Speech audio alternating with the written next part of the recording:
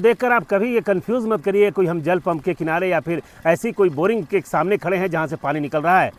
ये भगवान द्वारा प्रकृति द्वारा दिया गया वो स्रोत है जो पहाड़ों पर स्थित इस इलाके में रहने वाले लोगों के लिए पानी पीने का स्रोत है। आसपास में कोई बस्ती नहीं है, लगभग कई किलोमीटर पैदल चलने के बाद लोग यहाँ आते हैं और इस पानी को ले जाते हैं और पीने का काम करते हैं।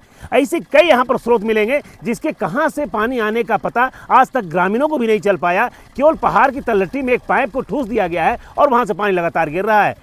लेकिन सबसे बड़ी दुर्भाग्य की बात यह है कि आज़ादी के लंबे समय बाद भी प्रशासन द्वारा इस बात का कभी खोज नहीं किया गया कि आखिरकार इस जल स्रोत का जो साधन है, जो माध्यम है, वो क्या है। साथ ही साथ इस जल स्रोत का कैसे अधिक से अधिक उपयोग हो सके इसके बारे में भी चिंता नहीं की गई। लेकिन हम एक बात कह सकते हैं, देर से ही सही लेकिन दुरुस्त हो रहा है। अभी हाल के दिनों में जिस तरह से वाटर शेड अभियान के तहत ग्रामीण विकास विभाग के माध्यम से इन परियोजनाओं को चिन्हित किया जा रहा है और गुमला जिला के इस बॉक्साइट खनन वाले इलाके, जिसको काला सोना वाला इलाका कहा जाता है, लाल सोना वाला इलाका कहा जाता है, जहां से अरबों करोड़ों की कमाई करने वाली औद्योगिक संस्थाएं कभी भी इस इलाके के लोगों के लिए महज पानी तक उपलब्ध नहीं करा पाई। लेकिन ईश्वर की कृपा से इस इलाके में भगवान ने पहले से ही जहां जीव को बसाया है, उसके लिए कहा जाता है ना कि भगवान जब किसी को भेजता है तो उसके लिए तमाम सुविधाएं वहां उपलब्ध करा देता है। तो ऐसे ही कह सकते हैं, भगवान ने इस पहाड़ पर रहने वाले आदिम जनजाति हो या आदिवासी समुदाय के लोग हों या अन्य समुदाय के लोग हों, जिनके लिए जल संकट बहुत बड़ी समस्या हुआ करती थी, उनके सामने ये प्राकृतिक स्रोत पहले से दे रखा है जो पहाड़ की तलहटी में केवल पाइप को डाल दिया गया है और लगातार पानी डिस्चार्ज हो रहा है। जिस तरह से आपने पदाधिकारियों को सुना, उन्होंने स्पष्ट बताया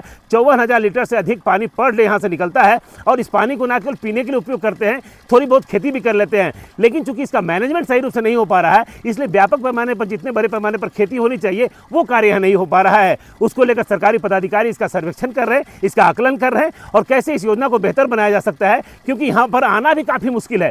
प्रशासनिक पदाधिकारी के शायद ही कोई पदाधिकारी आए होंगे जो इस इलाके का दौरा किए होंगे, जिन्हें इस बात की जानकारी होगी। लेकिन अब लगता यह है कि प्रशासनिक पदाधिकारियों की टीम के दौरे के बाद अब ये जिला प्रशासन के संज्ञान में मामला जाएगा और निश्चित रूप से इस इलाके में जो पानी की समस्या लंबे समय से पड़ी हुई है, आज़ादी के बाद भी जो तस्वीर देखने को मिलती है, उससे निश्चित रूप से कहा जा सकता है कि सिस्टम में बैठे हुए लोग केवल समय काटते हैं, ना तो केवल लोगों की सेवा करना जानते हैं। और जब मान ये चला जाए कि जब लोगों को पानी तक उपलब्ध नहीं करा सकते हैं, तो साहब आपकी कार्यशैली पर सवाल उठना स्वाभाविक सी बात है। लेकिन निश्चित रूप से जिस तरह से जल स्रोतों का पता चला है और जो इसकी गति है, वो देखकर स्पष्ट लग रहा है कि अगर इस पानी का मैनेजमेंट सही तरीके से कर दिया जाए तो निश्चित रूप से इस इलाके के लोगों को पीने का पानी तो आसानी से मिल ही जाएगा।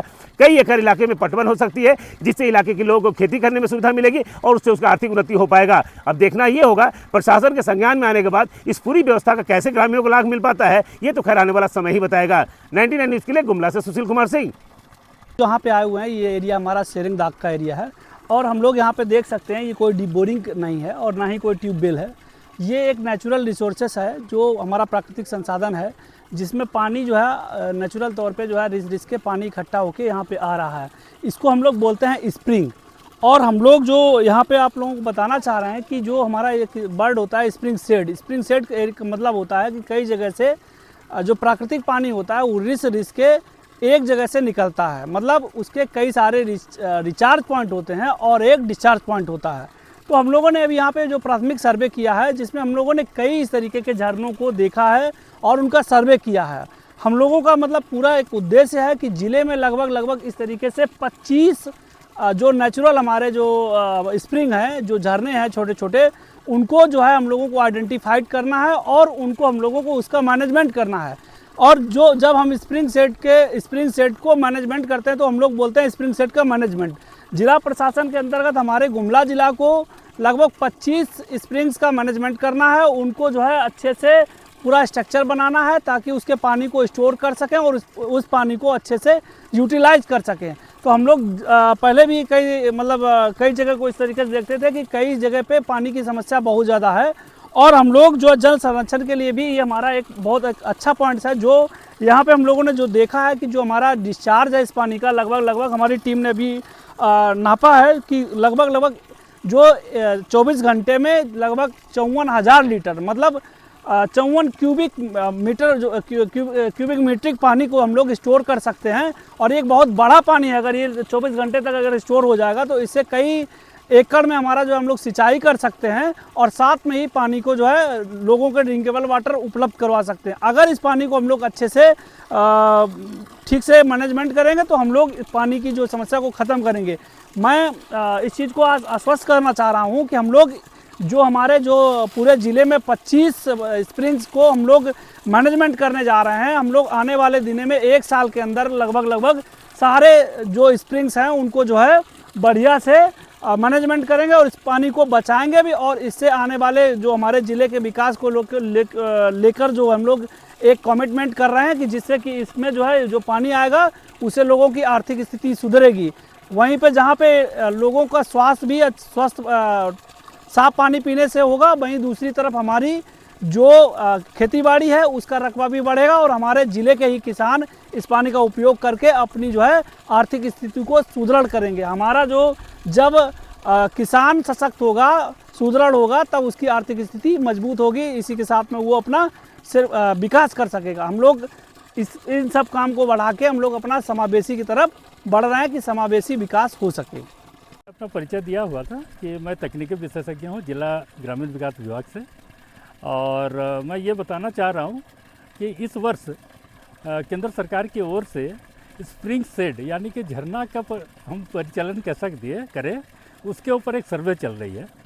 तो जैसा कि मैं अभी गुमला ज़िला से बिलोंग करता हूँ, तो इस ज़िले में अभी हम लोग यहाँ घाघरा प्रखंड एक है, उसी का एक गांव आए हुए हैं सेरेंगदाग। यहाँ से शुरुआत होती है। ये एक पहाड़ से घिरा हुआ क्षेत्र है और लोगों का भी बहुत समय पर कहना हो रहा था कि इसी तरह के झरना काफ़ी हमारे क्षेत्र में बह रही है, जो कि नज़रअंदाज किया जा रहा है। तो इसमें अभी एक बहुत अच्छा हो गया कि केंद्र सरकार की तरफ से जो स्प्रिंग सेट मैनेजमेंट के कार्यक्रम आई हुई है, तो उसके तहत हम लोग ये सारे जगहों को चिन्हित कर रहे हैं और ये देख रहे हैं कि देखिए सही में कि ये सारी पानी तो ऐसी बह के चले जा रहा है और जो कि हज़ारों लीटर पानी बह करके चले जा रही है, जो कि किसी तरह के उपयोग में नहीं आ रहा है। तो जब हम इस सर्वे के दरमियान हम देखें कि नहीं, ये सब चीज़ों को हम लोग किया जा सकता है और हम ज़्यादा से ज़्यादा इसमें जोर दे रहे हैं जिला प्रशासन की ओर से कि इसको हम बहुत जल्द ही इसको एक कार्यक्रम के तहत हम इसको लेंगे और ये साल हम ये शुरुआत कर रहे हैं। इसका सफलता मिल सकता है? इसका सफलता तो बहुत ही, क्योंकि ये ऐसे भी थोड़े पानी है, लोग इसको यूज़ कर रहे हैं, लेकिन सही तरह से अगर ये व्यवस्था कर दिया जाए तो लोग इसको सही तरह से करते हुए और भी जो ज़मीन तक पानी नहीं पहुंच पा रही है, सभी ज़मीनों पे वो लोग खेती करेंगे और इसके लाभ तो पहुंचना एकदम अनिवार्य है और पहुंचेगी ही। तो हमें के सुविधा पानी के निकला था झरना से, लेकिन थोड़ा मोड़ा खेती करे लेकर सुविधा कोई हमें के सरकार व्यवस्था नहीं कर दे तक तो सब गाँव वाला चाहे अपन खेती बाड़ी बहुत अच्छा से करते और आगे हमें बढ़ जाती। इकर सुविधा नहीं करन से हम इकर पानी निकल के बह जाते, कोई रोके कर प्लान इकर कोई एखन तक कोई साहब कोई आदमी सोच नहीं रखे हैं। कितना पॉइंट है आसपास में? इस पॉइंट में बहुत है। हाँ, कितना पॉइंट हुई है पानी बहते हुए? बहते हुए 3-4 पॉइंट है। अच्छा पानी निकला? हाँ, पानी निकला। तो क्या चाहता हमने के लिए सरकार हमें की व्यवस्था कर दे पानी सिंचाई के लिए करे ले, खेती बाड़ी हमको सुविधा बनाए देवे कि हम खेती बाड़ी अच्छा से करे। गरीब दुखी आदमी है तो हमने आगे बढ़े के बाल सबके सुविधा सोचिला और कोई व्यवस्था ना कर। तो यहाँ तो खेती बाड़ी नहीं कर ले, बाहर चल जाना नहीं? हाँ, सब बाहर चल जाए ना। तो दिक्कत है? हाँ, बहुत दिक्कत है। अगर से अगर पानी के रोक दे सरकार सुविधा बना देवे तो हमें बाहर जाके जरूरत नहीं पड़े, बाल बच्चों के खेती बाड़ी करके हमें पूरा आगे बढ़ सकीला।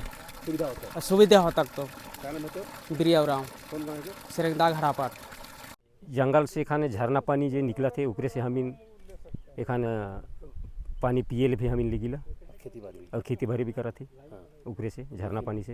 अगर उके व्यवस्थित हो जाए, अगर व्यवस्थित हो जाए तो और अच्छा है, ताकि और खेती बाड़ी करे ले भी ज़्यादा फायदा मिले और पीहो ले फायदा मिले। क्योंकि हमें पानी की तो दिक्कत है।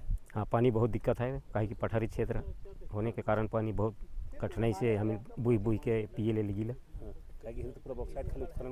हाँ, खाली बॉक्साइड ऊपरे माइनिंग हो गया, पानी झरना भी बहुत कम हो गया, नहीं तो बॉक्साइड माइंस नहीं चलत रहे से खान ज़्यादा झरना हुआ रहे, खान माइंस चलाते तो झरना भी कुछ कम हो जाए।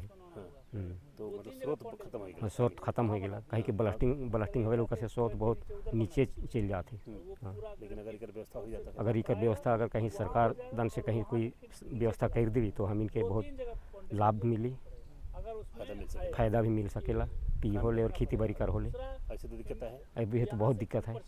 का नाम है? बानेश्वर उड़ाव कौन गाँव है? सेरेंगदाग